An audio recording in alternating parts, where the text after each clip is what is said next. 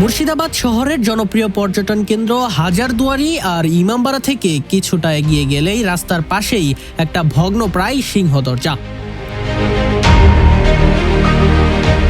লাল ইট বেরিয়ে এসেছে, কোথাও ভেঙেও পড়েছে। সিংহ দরজাটা পেরিয়ে ভেতরে ঢুকলেই কেমন যেন গা সমসম করে ওঠে। বিশেষ করে একটা পুরনো নীল রঙের বোর্ড চোখে পড়লে মনে হয় যেন টাইম মেশিনে চেপে পিছিয়ে গিয়েছি 268 বছর আগে। কিছু ইতিহাসবিদ মনে করেন সিরাজউদ্দৌলাকে হত্যা করা হয়েছিল এই প্রাসাদেই, আবার ভিন্ন মত রয়েছে। সেই মতটা হলো গঙ্গার পশ্চিম তীরে সিরাজের প্রাসাদ। মনসুরগঞ্জ প্রাসাদেই বন্দী সিরাজকে নিয়ে আসা হয়েছিল এবং সেখানেই মীর জাফরের পুত্র মিরনের নির্দেশে তাকে হত্যা করা হয়। ইতিহাসবিদ রজত কান্ত রায় বলেছিলেন, মীর জাফর বাংলার মুঘল আশ্বারোহী বাহিনীর বক্সী ছিলেন, অর্থাৎ ইংরেজিতে যাকে বলে পে মাস্টার জেনারেল বা প্রধান সেনাপতি।